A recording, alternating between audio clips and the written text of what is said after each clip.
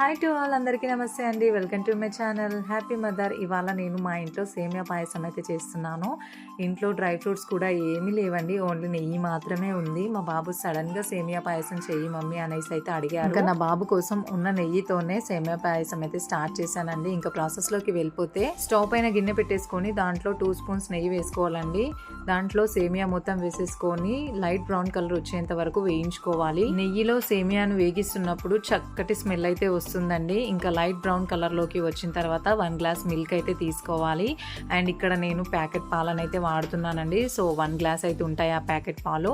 దాంట్లోకి 2 glasses water అయితే add చేస్తున్నాను. ఒకవేళ మీ దగ్గర మిల్క్ ఎక్కువగా ఉన్నట్లయితే 2 గ్లాసెస్ మిల్క్ తీసుకోండి, 1 గ్లాస్ వాటర్ తీసుకోండి. ఒకవేళ మీ దగ్గర మిల్క్ కూడా లేనట్లయితే 2 to 3 గ్లాసెస్ వాటర్ కూడా తీసుకోవచ్చండి.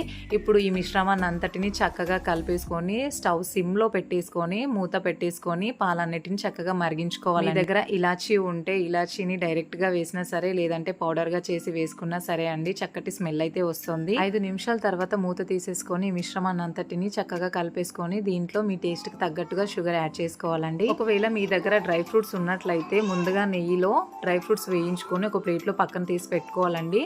మొత్తం సేమియా అంతా అయిపోయిన తర్వాత పైనుంచి చల్లుకోవాలి. నా దగ్గర లేవండి, సో అందుకోసం నేను సింపుల్ గా అయితే చేసుకుంటున్నాను. సేమియా చేస్తున్నంత సేపు కూడా స్టవ్ ని లో టు మీడియం ఫ్లేమ్ లో అడ్జస్ట్ చేసుకుంటూ చేసుకోవాలండి. పాలలో వేసిన సేమియా అంతా కూడా చక్కగా ఉడికిన తర్వాత పాల పైన ఇలా నొరగలు వస్తాయండి. ఇంకొకసారి మళ్ళీ కలిపేసుకొని పైనుంచి 1 స్పూన్ నెయ్యి వేసుకుంటే సరిపోతుందండి.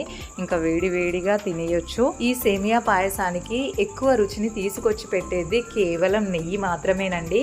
ఇంకా మీ దగ్గర డ్రై ఫ్రూట్స్ ఇలాచీ పౌడర్ ఉంటే ఇంకా చక్కటి అరోమా అయితే వస్తుంది. ఇంకా మొత్తం కలిపేసుకున్న తర్వాత రెడీ టు సర్వ్ అండి. ఇంకా చక్కగా వేడివేడిగా తినేయొచ్చు.